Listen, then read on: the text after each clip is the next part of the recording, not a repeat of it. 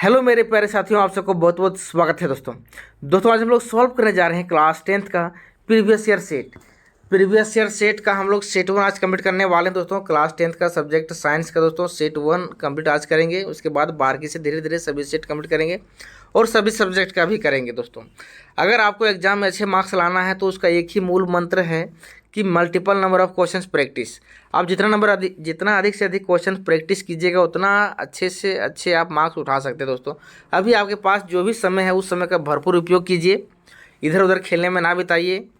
उस समय का सही सदुपयोग करना ही हमारा क्या है, अच्छे नंबर लाने का योग्य बनाएगा। ठीक है, तो चलिए हम लोग प्रॉपर स्टार्ट करते हैं और देखते हैं कि प्रीवियस ईयर सेट में किस तरह से क्वेश्चन पूछा गया था।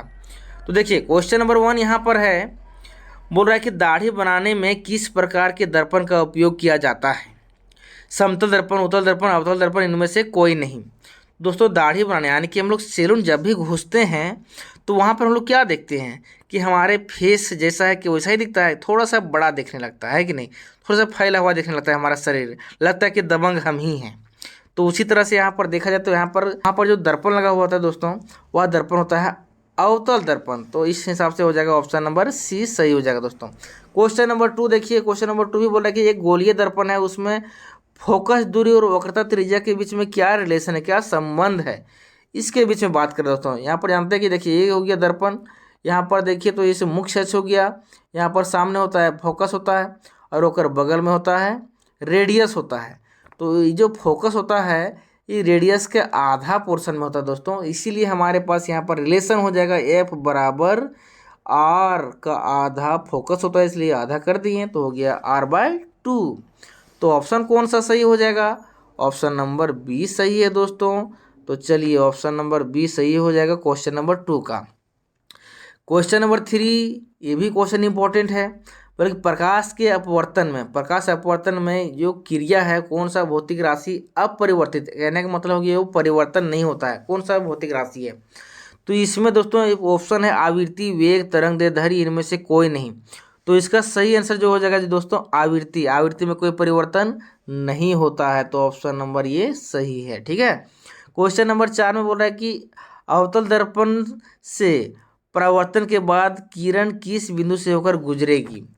तो दोस्तों देखते हैं, हम एक अवतल दर्पण बनाते हैं, मान लीजिए कोई दर्पण है, चलिए ठीक है ये दर्पण है, उसमें बोल रहा है कि एक मुख्य अक्ष यहाँ ले लेते हैं।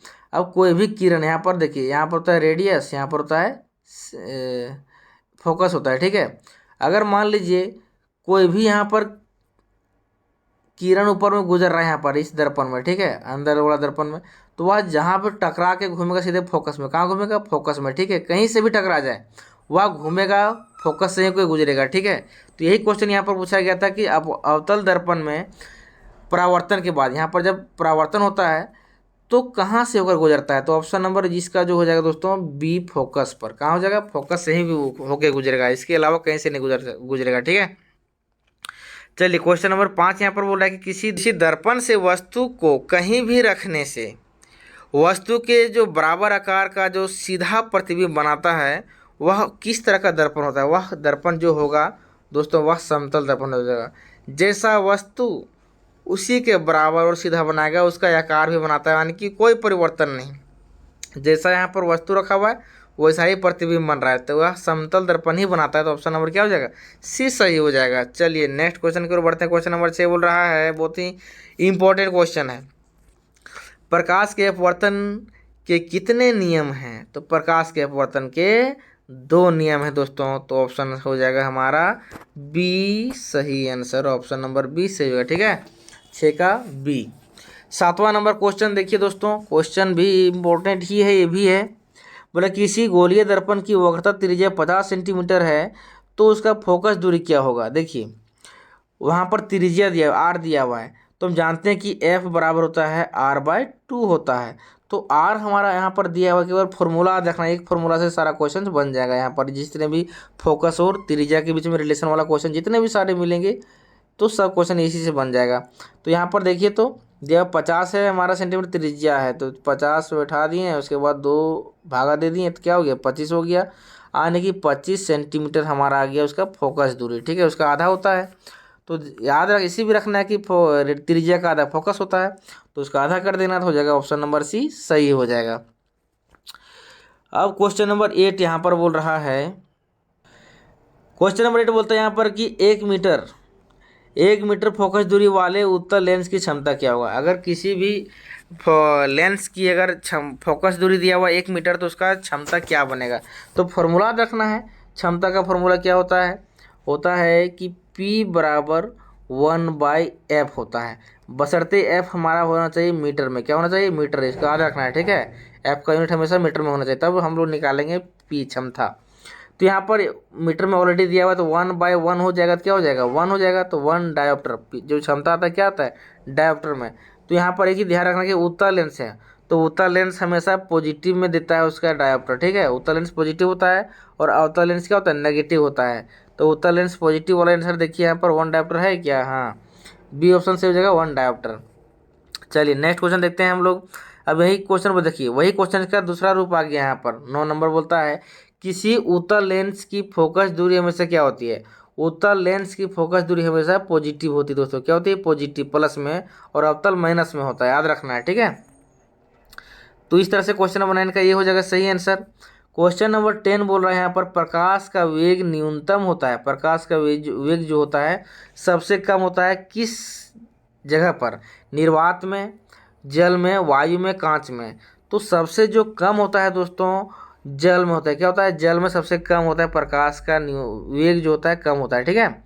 अधिक होता है निर्वात में। कहाँ होता है? निर्वात में, याद रखना है। प्रकाश की जो वेग है अधिक निर्वात में और कम होता है जल में। तो हमारे पास ये आंसर जो है इसका हो जाएगा कम वाला में जल, ठीक है। तो इसको याद रखना है, कम वाला में जल, अधिक वाला में निर्वात। तो ये ऑप्शन नंबर बी सही हो जाएगा। 11 नंबर क्वेश्चन बोलो यहाँ पर, ये भी क्वेश्चन आया हुआ है हमारी इस अवर का सेट में, 2023 का सेट में, ठीक है। 4D क्षमता वाले अवतल लेंस की क्या हो जाएगी? फोकस दूरी क्या होगी? देखिए अवतल लेंस की, तो ये अवतल लेंस यहाँ पर देखना है कि फोकस दूरी, तो यहाँ पर क्षमता दिया हुआ है, क्या दिया हुआ है? P दिया हुआ है। तो P का देखिए F बराबर क्या होता है? 1/P हो जाएगा। P बराबर 1/F होता था, तो अब F बराबर क्या हो जाएगा? 1/P हो जाएगा। तो यहाँ 1/P क्षमता हमेशा 4, चलिए 4 लिख दिए। लेकिन यहाँ पर जो क्षमता दिया हुआ है तो हमें कहीं ना कहीं हमारा 4 मीटर में रहेगा। यहाँ पर क्या हो जाएगा? मीटर में दिया हुआ, ठीक है। तो हमको पहले क्या करना है? सेंटीमीटर में करना है। तो सेंटीमीटर करने के पहले ही हम 100 से मल्टीप्लाई कर देते हैं, बाकी पॉइंट में आ जाएगा, फिर पॉइंट से हमको मल्टीप्लाई करना पड़ेगा। तो इससे बढ़िया है कि पहले 100 से मल्टीप्लाई कर दो, सेंटीमीटर में कन्वर्ट कर दो, ठीक है। क्योंकि हमारे आंसर किस में दिया है? सेंटीमीटर में दिया है, तो हमको सेंटीमीटर करना ही पड़ेगा। तो 4 25 चौके 100 होता है, 25 सेंटीमीटर हो जाएगा। तो देखिए 25 सेंटीमीटर कौन सा ऑप्शन है भाई? ऑप्शन नंबर 20 सही हो जाएगा। 25 देख लेना, ऑप्शन में मीटर में होगा तो मीटर में रहने देना है, नहीं चेंज करना है, 100 से नहीं गुना करना है। अगर सेंटीमीटर में है तो 100 से गुना करना ही पड़ेगा, ठीक है। चलिए 12 नंबर क्वेश्चन यहाँ पर बोल रहा है कि किसी उत्तल लेंस का फोकसांतर इतना दिया हुआ है 50 सेंटीमीटर, तो उसकी क्षमता क्या होगी? तो यहाँ पर F दिया हुआ है 50, तो उसका क्षमता, तो F बराबर क्या होता है? 1/P होता है ना। तो यहाँ पर ध्यान से देखिए, तो F ऑलरेडी यहाँ पर दिया हुआ है 50 सेंटीमीटर में। क्या दिया हुआ है? 50 सेंटीमीटर। हम पहले ही जान चुके हैं कि जब हम लोग क्षमता निकालते हैं तो सेंटीमीटर में नहीं रहना चाहिए यूनिट, पहले हमको उसको क्या करेंगे? मीटर में कन्वर्ट कर लेंगे। तो मीटर में कन्वर्ट करने के लिए क्या होगा ना, 50 दिया हुआ है सेंटीमीटर में, तो को मीटर में 100 से भागा देना पड़ेगा। तो 100 से भाग देंगे क्या हो जाएगा? 5 फिर यहाँ पर 0.5 हो जाएगा। क्या हो जाएगा? 0.5 हो गया, ठीक है। ये 0.5 आ गया मीटर में।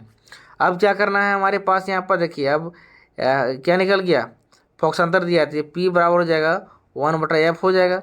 अब क्या नहीं 1/0.5, इसको काटेंगे पॉइंट हटाएंगे, यहाँ पर 10 हो जाएगा, गुना में 5 दूनी 10, क्या हो जाएगा? 2 डायोप्टर। क्या हो जाएगा? 2 डायोप्टर। इसको सॉल्व करना थोड़ा सा आना चाहिए, अब थोड़ा मोड़ा तो आपको प्रैक्टिस कर के रखना है। अब थोड़ा सा सॉल्व कीजिएगा तभी तो उसका आंसर दे पाइएगा।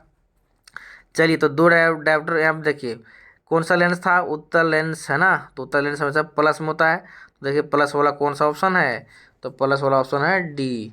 तो याद रखना है, प्लस उत्तल लेंस हमेशा प्लस डायोप्टर होता है और अवतल लेंस से माइनस डायोप्टर होता है। तो दोनों यहाँ पर अगर प्लस माइनस दोनों दिया रहेगा तो उसमें थोड़ा सा अच्छे ध्यान से मारना है, ठीक है।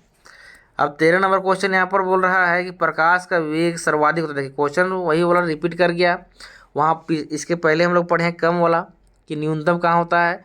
अब यहाँ पर पूछ दिया अधिकतम कहाँ होता है, तो अधिकतम होता है निर्वात में। ऑप्शन नंबर डी सही हो जाएगा। तो अगर पूछ देगा एग्जाम में, क्वेश्चन पूछ देगा कि प्रकाश की जो चाल कितनी होती है, तो चाल होती है दोस्तों 3 × 10⁸ मीटर पर सेकेंड होता है। ठीक है, ये हमारा चाल है। ठीक है, तो याद रखना है इसको भी।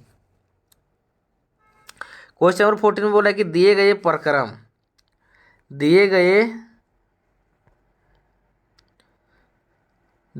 प्रक्रम में कौन ऊष्माक्षेपी है। एक होता है ऊष्माशोषी जो शोष मतलब खींचता है, छिपी मतलब बाहर निकालता है, जिसमें बाहर निकलता है। ठीक है, तो श्वसन, पाचन, उत्सर्जन, संवहन, तो इसका आंसर हो जाएगा दोस्तों श्वसन। सांस लेते हैं उसके बाद क्या जो हीट छोड़ते हैं कार्बन डाइऑक्साइड, तो उसमें हीट हमारे साथ साथ निकलता है, इसलिए 14 का हो जाएगा ये ऑप्शन नंबर ये सही हो जाएगा। चलिए 15 नंबर बोलता है कि चिप्स के पैकेट विकृत गंधता से बचने के लिए कौन सी गैस डाली जाती है। चिप्स के पैकेट में, चिप्स हमने सभी खाए हैं, लेकिन उसके अंदर में देखते हैं दोस्तों बहुत कितना दिन पहले पैक रहता है, लेकिन वो कभी ख़राब नहीं होता है जब तक वह इसको पैकेट को ना खोलेंगे तब तक। ठीक है, उसमें कौन सा गैस भरा हुआ होता है, तो उसमें जो गैस भरा होता है दोस्तों उसमें होता है नाइट्रोजन। क्या होता है? नाइट्रोजन। तो ऑप्शन नंबर 15 का हो जाएगा 20 सही हो जाएगा। ठीक है, 16 नंबर बोल रहा है कि जंग लगना किस प्रकार की अभिक्रिया है। अगर किसी भी चीज़ में, लोहे पदार्थ में या तो किसी भी पदार्थ में जंग लग जाता है तो उसमें अटैच हो गया। अगर जंग आया है, ठीक है, उसमें मिला है तो संयोजन हुआ है। ठीक है, वियोजन मतलब होता है अलग हो जाना, अलग हुआ नहीं, उसमें तो मिल रहा है, तो इसीलिए वो क्या हो गया? संयोजन हो गया। तो ऑप्शन नंबर ए सही हो जाएगा, संयोजन अभिक्रिया उसमें हो गया। ठीक है, 17 नंबर बोल रहा है कि इस अभिक्रिया जो हुआ है यहाँ पर, उसमें से कौन सा जो पदार्थ है वह उपचयन हो रहा है। उपचयन का सीधा अर्थ होता है दोस्तों, अगर आपके पीछे इधर जो रिएक्टेंट है, इधर प्रोडक्ट है, तो रिएक्टेंट में देखा अभिकारक और उत्पाद होता है हिंदी। ठीक है, अभिकारक में आप देखिएगा तो ऑक्सीजन नहीं होगा, उसकी कमी होगा, और जब उत्पाद बनाया होगा उसमें ऑक्सीजन जुड़ गया होगा, वह पदार्थ उपचयन होता है। और इसी का जस्ट उल्टा हो गया अपचयन, इधर ऑक्सीजन होगा और इधर होके ऑक्सीजन घट जाएगा। ठीक है, उसको वो हो गया अपचयन। तो यहाँ पर देखिए इस अभिक्रिया में क्या हो रहा है। सो यहाँ पर देखिएगा ध्यान से, तो जिंक अपचयन हो रहा है क्योंकि इसमें ऑक्सीजन था, इसमें ऑक्सीजन कमी हो गया तो अपचयन हो गया। हमको पूछ रहा है उपचयन कौन हो रहा है, कौन सा पदार्थ। तो उपचयन अगर ध्यान से देखिएगा तो उपचयन यहाँ पर देखिए कार्बन था, यहाँ पर कार्बन के पास कुछ नहीं है, नल है, कार्बन अकेले है, लेकिन यहाँ पर देखिए तो कार्बन के साथ में कौन जुड़ गया? ऑक्सीजन। तो ये हो गया उपचयन, तो कार्बन का उपचयन हुआ है। तो ऑप्शन नंबर कौन सा सही हो जाएगा? ऑप्शन नंबर बी सही हो जाएगा, कार्बन। ठीक है, 17 का हो जाएगा बी आंसर। 18 में देखते हैं हम लोग। 18 में बोला कि कौन सा रासायनिक अभिक्रिया संतुलित है। दोस्तों संतुलित इसमें देखा जाए तो देखिए संतुलित कैसे करते हैं, अभिकारक जितना है हमारे पास संख्या, उतना ही संख्या हमारा उत्पाद में भी होना चाहिए, तब हम लोग बोलेंगे संतुलित है। ठीक है, दोनों तरफ बराबर बराबर होना चाहिए, नंबर ऑफ यहाँ पर जो संख्या है एटम्स है सभी बराबर होना चाहिए। ठीक है, चलिए देखिए अब यहाँ पर कैल्शियम का जो एक, यहाँ पर कैल्शियम 1 है, उसकी संख्या 1 है, यहाँ पर कैल्शियम की 1 से है, तो चलिए ठीक है। यहाँ पर ऑक्सीजन का यहाँ देखिए बाहर में 2 गुना 2, यहाँ पर 2 4 है, यहाँ पर भी देखिए 3 इसमें 1 4 हो गया। हाइड्रोजन यहाँ पर 2 है, हाइड्रोजन 2 है, यहाँ पर कार्बन 1 है, यहाँ कार्बन 3 है, ये भी नहीं हो रहा है भाई। H2 + O2 2H2, यहाँ पर देखिए इधर तो 4 हाइड्रोजन है, यहाँ पर 2 हाइड्रोजन, ये भी नहीं हो रहा है। 4 एल्युमिनियम, यहाँ पर एल्युमिनियम 2 है, ये भी नहीं हो रहा है। यहाँ पर कौन सा संतुलित है ये पूछ रहा है। 2Cu, यहाँ पर एक Cu, इसमें तो कोई भी संतुलित नहीं है भाई। तो इस तरह क्वेश्चन नहीं आएगा एग्जाम में, एग्जाम में आएगा संतुलित वाला, मतलब बायां तरफ देखिए जो एरो का साइन है, एरो के साइन में के इधर जितना रहेगा उतना ही पदार्थ एरो के इधर भी रहेगा, मतलब उतना ही नंबर, तब हम लोग उसको बोलेंगे संतुलित है। तो गिन के चेक कर लेना, इसमें आसान से है, अगर यहाँ पर रहता तो हम बता देते हैं, लेकिन यहाँ पर कोई भी उसमें नहीं है। ठीक है, तो इस तरह के इशू यहाँ पर मिस प्रिंट हुआ है, मिस प्रिंट इशू है, तो इस तरह के क्वेश्चन में तो नहीं होगा। क्वेश्चन नंबर 19 बोला कि दिए गए चित्र में कौन सी अभिक्रिया हो रही है, इसमें कौन सी अभिक्रिया हो रही है। ठीक है, तो संयोजन ऊष्माक्षेपी, वियोजन, विस्थापन। देखते हैं यहाँ पर कि Pb है और यहाँ पर CuCl2 है, कॉपर क्लोराइड। ठीक है, तो यहाँ पर PbCl2 बन गया, कॉपर एक धार हो गया। देखिए यहाँ पर Pb शक्तिशाली है Cu से, तब देखिए Pb जो खींच लिया Cl2 को, बोला भाई Cl2 इधर आओ, Pb जो खींच लिया Cl2 को बोला अपने पास रख लिया और देखिए Cu को बाहर फेंक दिया, एक धारी कर दिया, है कि नहीं। तो ये क्या हो रहा है, यहाँ पर वियोग हो रहा है, वियोजन हो रहा है। बोला कि हम लोग दोनों साथ में रहते थे, ये पीवी आके हमें झगड़ा करके खींच लिया Cl2 को, और Cu को बाहर एक साइड कर दिया। तो यहाँ क्या हो गया, अलग अलग हो गया, अलग पहले साथ में था अब अलग हो गया, है ना। तो ये विस्थापन हो गया, क्या हो गया, विस्थापित हो गया, ठीक है। विस्थापित कर दिया, इसके पास इतना पावर है पीवी के पास में कि Cl2 को विस्थापित कर दिया। तो यहाँ पर हो गया विस्थापन अभिक्रिया दोस्तों। तो यहाँ पर 19 का हो जाएगा ऑप्शन नंबर डी सही हो जाएगा। 20 नंबर बोला कि इनमें से कौन सी गंधीय सूचक की तरह व्यवहार करता है, मतलब गंध आता है ना थोड़ा। अगर देखिए हल्दी थोड़ा उतना गम कम है, लिटमस तो गंध ही नहीं करता है, चाइना रोज ये भी तो गंध नहीं करता है, लेकिन ये देखिए प्याज है, प्याज बहुत ज़्यादा गंध करता है, नहीं काटते तो कितना ज़्यादा आँख में भी आंसू आता है, और इसका अगर खा लिया तो ढकार तो पता ही है कि नहीं। तो ऑप्शन नंबर डी क्या हो जाएगा, सही हो जाएगा। ये हमारा क्या है, गंधीय सूचक के रूप में आता है, ऑप्शन नंबर डी।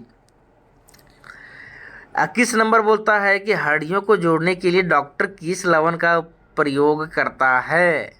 हड्डी किसी का टूटा है जी, हड्डी जिसका टूटा हुआ देखे होंगे उसका कि पैर में एकदम प्लास्टर कर देता है, एकदम सफ़ेद चढ़ा देना, अगर उसको मार दिया पैर को, पैर में मारेगा तो उसको कुछ लगभो नहीं करेगा, उल्टा लगेगा, है कि नहीं। तो उसमें प्लास्टर किया था, क्या कहता है प्लास्टर, तो वही हो गया plaster of Paris. Plaster of Paris का अगर फॉर्मूला याद रखना है तो देखिए यहाँ पर हो जाएगा, प्लास्टर ऑफ पेरिस का फॉर्मूला होता है CaSO4 इंटू हाफ H2O। इसको याद रखना है, ऑप्शन नंबर डी को याद रखना है, ठीक है। CaSO4 इंटू हाफ H2O, ये हमारा प्लास्टर ऑफ पेरिस का फॉर्मूला, यही वाला लवण चढ़ाया जाता है जब डॉक्टर क्या करते हैं, किसी के हड्डी को जोड़ने का काम करते हैं उस टाइम। तो किसका ऑप्शन नंबर डी सही हो जाएगा। 22 नंबर बोला कि विरंजक चूर्ण का सूत्र क्या है। विरंजक चूर्ण याद रखना है CaOCl2, CaOCl2, option number C क्या हो जाएगा, सही हो जाएगा। चलिए नेक्स्ट क्वेश्चन यहाँ पर देखिए, इस चित्र में कौन सी अभिक्रिया हो रही है। तो देखो जितने भी सारे सेट में अगर देखा जाए तो कोई ना कोई एक अभिक्रिया वाला यहाँ पर फिगर चित्र दिखाता ही है, और उससे एक क्वेश्चन आता ही, तो थोड़ा ध्यान से केयरफुली आपको याद रखना है। यहाँ पर देखिए एक जग यहाँ पर है, उसमें से पानी भरा हुआ है, उसमें हाइड्रोजन ऑक्सीजन दो, यहाँ पर एनोड कैथोड, यहाँ बैटरी लगा हुआ है। तो बैटरी लगा हुआ है यहाँ पर देखिए, तो बैटरी जब लगता है, इसको हम लोग एक्सपेरिमेंट भी करके देख सकते हैं अपने से भी। तो वहाँ पर क्या होगा, दो यहाँ पर रबड़ हॉट लगा हुआ है, जल हो रहा है, जल में विक्रिया और हाइड्रोजन अलग हो रहा है, ऑक्सीजन अलग हो रहा है कि नहीं। तो कहीं ना कहीं यहाँ पर क्या हो रहा है, वियोजन हो रहा है। जब बैटरी दे रहा है, बैटरी के हेल्प से यहाँ पर जब पानी में वाटर में जब हम लोग H2O को अलग करते हैं तो उसको हम लोग बोलते हैं वियोजन, क्या बोलते हैं, वियोजन, ठीक है। तो 23 का हो जाएगा बी ऑप्शन सही हो जाएगा, वियोजन। तो देखिए वियोजन ऑप्शन नंबर बी में है। नेक्स्ट क्वेश्चन यहाँ पर देखिए, बोला कि टमाटर में कौन सा अम्ल पाया जाता है। टमाटर में, ठीक है, टमाटर सभी खाते हैं, थोड़ा सा उसका एसिड के बारे में पता रहना कि कौन सा एसिड पाया जाता है। तो ऑक्जेलिक अम्ल, कौन सा अम्ल, ऑक्जेलिक अम्ल, ठीक है। तो ऑप्शन नंबर डी सही हो जाएगा। चलिए नेक्स्ट क्वेश्चन की ओर बढ़ते हैं। 25 नंबर, तनु प्रक्रिया में होती है तनुकरण।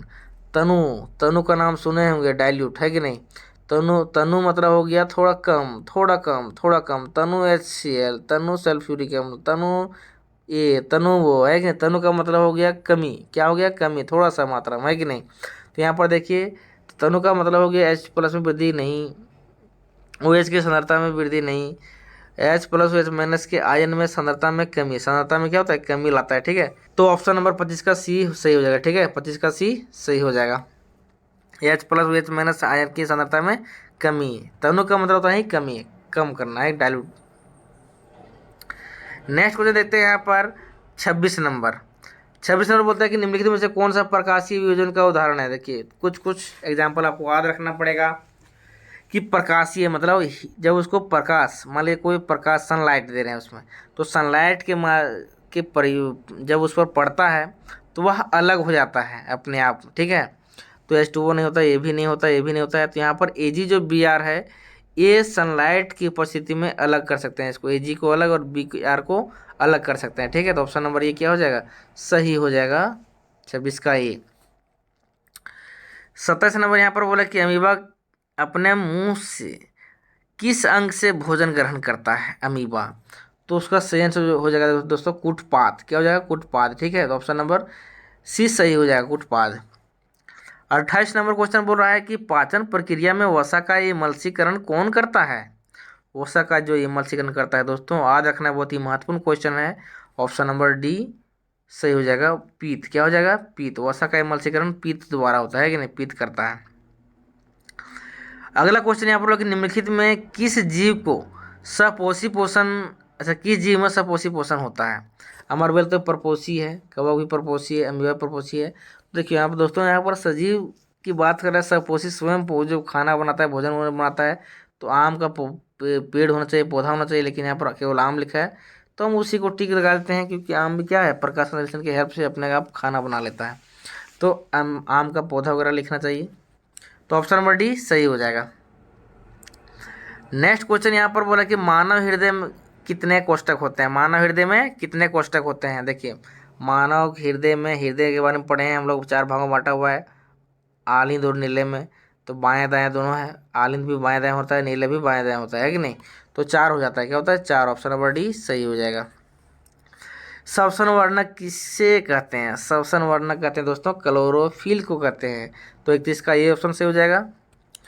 32 नंबर बोल रहा है यहाँ पर कि उत्सर्जन तंत्र की जो क्रियात्मक इकाई है वो है क्या? क्या है दोस्तों? वो जो है विरकाणु। क्या है? विरकाणु। तो ऑप्शन नंबर सी सही हो जाएगा 32 का।